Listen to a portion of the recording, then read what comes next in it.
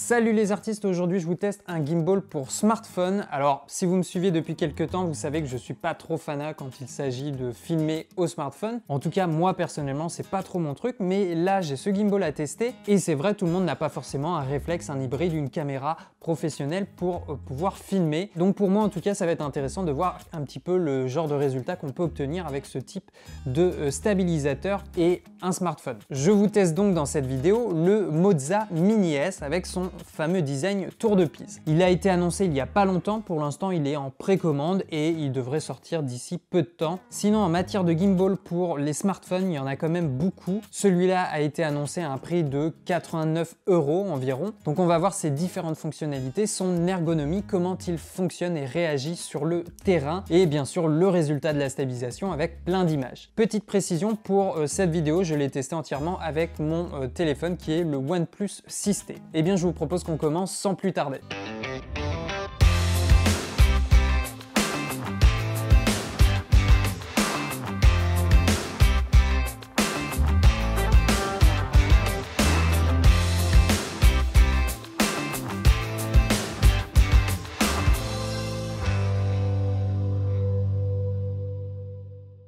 On commence par voir l'intérieur du pack, tout ce qui est compris dans la commande. Alors, on a des petits guides avec un petit jeu d'autocollant à l'effigie de la marque, le Moza Mini S replié sur lui-même, un mini trépied, un câble USB de type C ainsi qu'un câble micro jack à USB et puis un petit sac de transport. Donc ce petit sac il est plutôt bien pratique, le gimbal rentre sans problème dedans et ensuite on va pouvoir glisser le tout très facilement dans un autre sac à dos. Après peut-être que ça aurait été bien d'avoir une mallette un peu plus compacte, un peu plus rigide pour le transporter et en même temps le protéger des chocs, ou alors il faut utiliser la boîte de l'appareil mais elle est quand même un peu plus volumineuse. Au niveau de l'autonomie, le Moza Mini S a une batterie intégrée. Pour la recharger, il faut utiliser le câble USB type C. Il est recommandé de le charger à 100% avant de l'allumer pour la première fois. La marque annonce une autonomie de 8 heures et un temps de charge d'environ 1h50.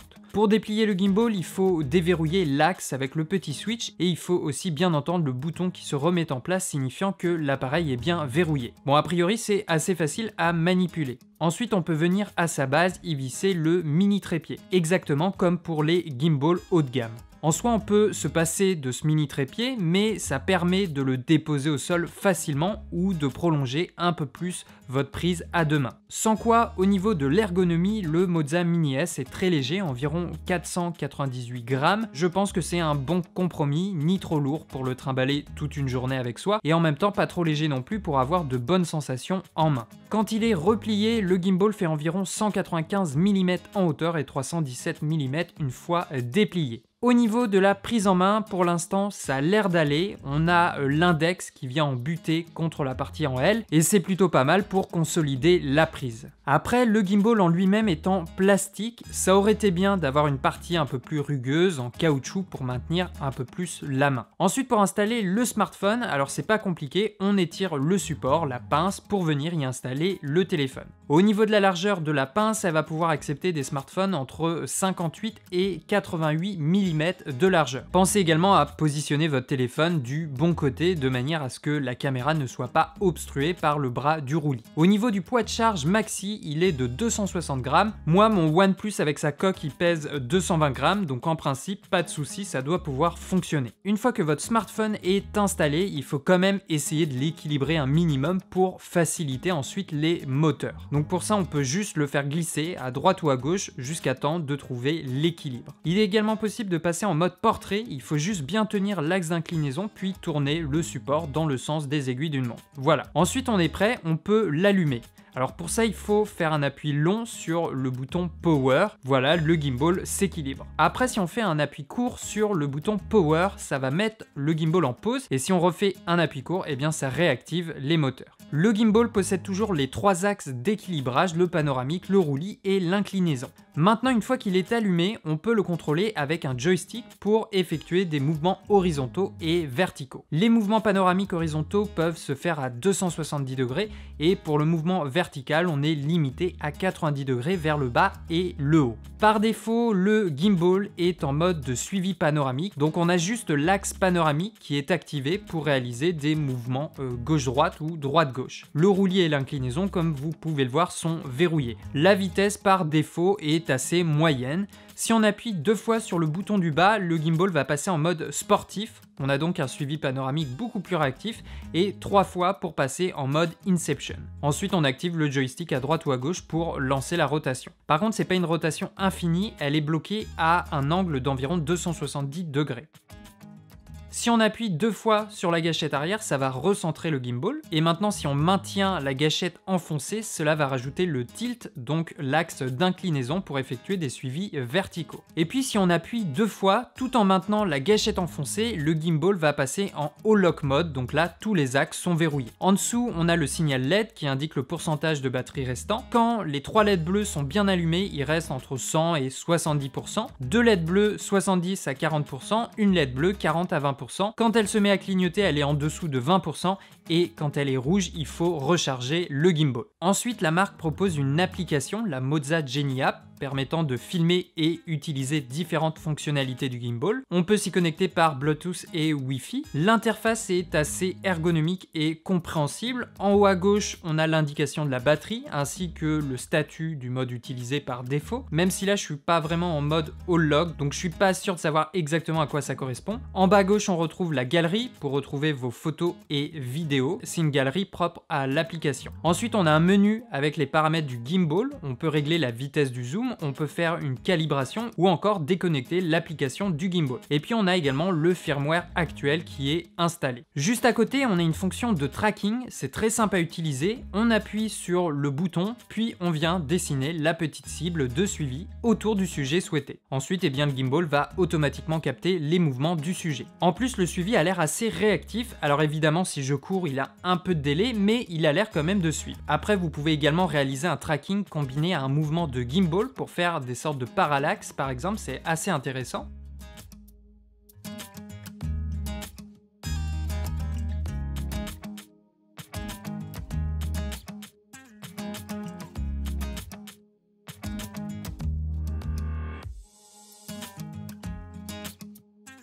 Par contre, ce qui est dommage, c'est que le tracking ne fonctionne pas en 4K, mais uniquement en Full HD sur l'application. Ensuite, à côté, on a le timecode. Après, on peut changer le mode de capture, donc passer sur la caméra selfie. D'ailleurs, le mode de tracking fonctionne également en mode selfie, c'est assez cool.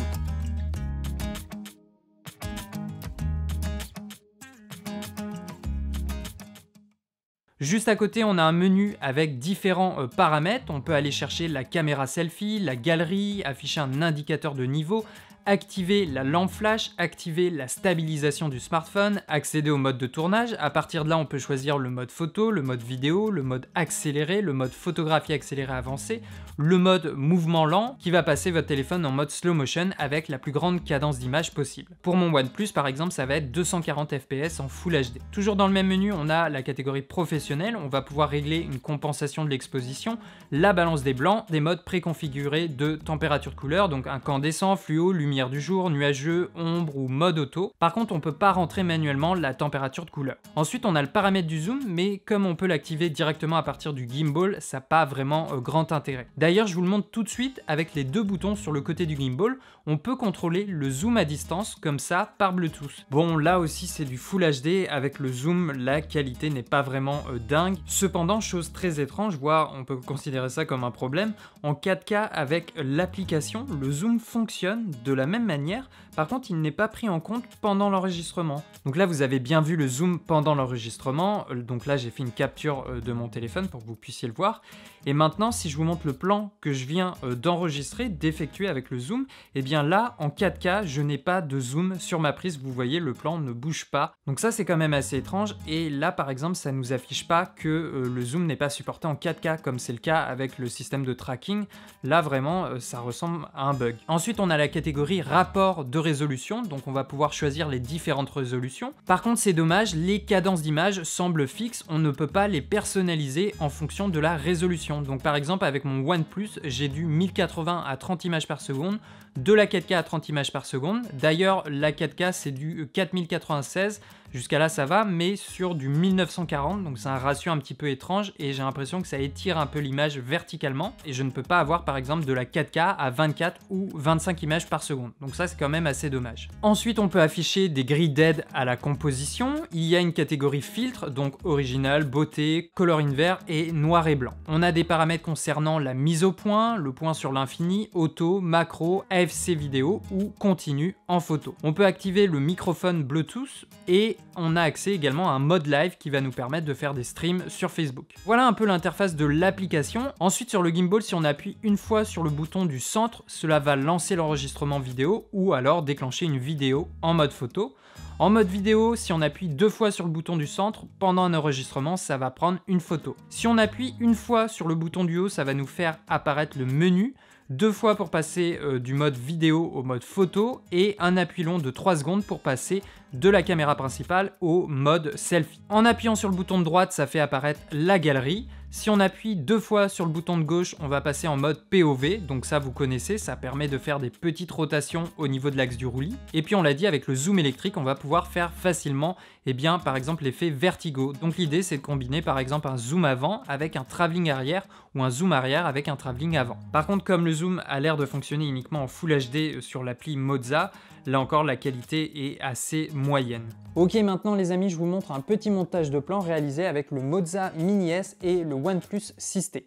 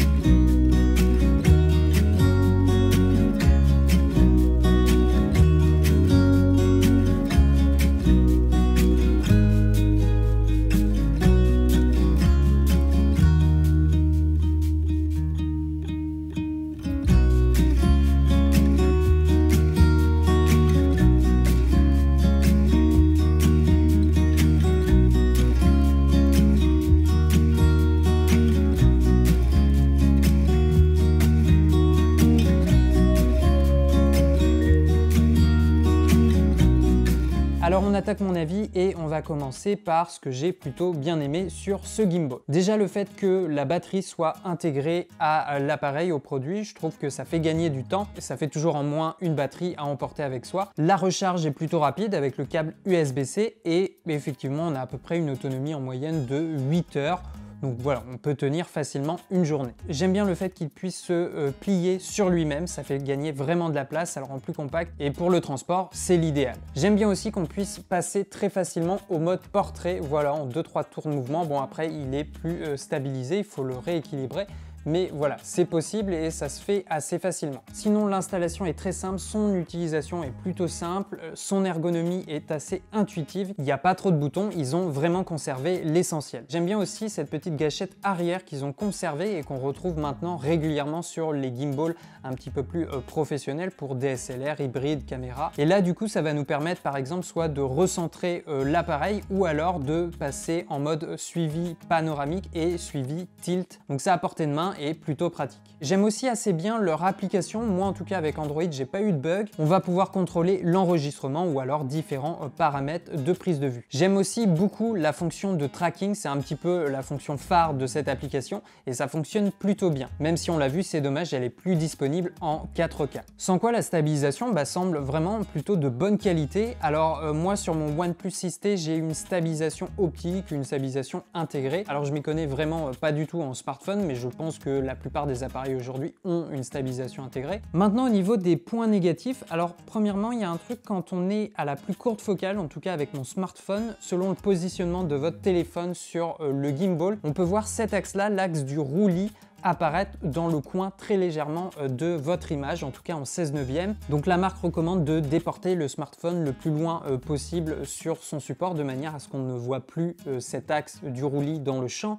Mais du coup après le smartphone sera plus du tout stabilisé de base et ça va solliciter un peu plus les moteurs du stabilisateur. Donc je trouve ça un petit peu dommage de ne pas y avoir pensé à la fabrication. Voilà, ils sont un petit peu justes dans leur positionnement. Après l'axe du roulis rentre dans le champ surtout quand on réalise un mouvement panoramique, sinon en travelling avant, en travelling arrière, on le voit quasiment pas et sinon il suffit de zoomer très légèrement dans l'image pour s'en débarrasser. Également je trouve que l'accessibilité des différents modes de stabilisation peut être un petit peu confuse. Alors on a le pan par défaut, on a le pan plus le tilt quand on appuie sur la gâchette, si on appuie 2 fois ça ressente l'appareil, tout ça, ça va. Mais là où ça va être un peu plus compliqué, ça va être les autres modes. Il faut appuyer 2 fois vers le bas pour le mode sportif, 3 fois pour le mode Inception, 2 fois à gauche pour le POV, 2 fois sur la gâchette tout en la maintenant pour avoir le All Lock mode. Voilà, il faut un peu les apprendre par cœur si c'est des modes que vous utilisez habituellement. Du coup, ça va pas être forcément très facile au début. Ensuite, au niveau des résolutions d'image sur l'application qui est fournie par la marque, et bien là c'est vraiment dommage parce qu'en fait il y a très peu de résolution qu'on va pouvoir choisir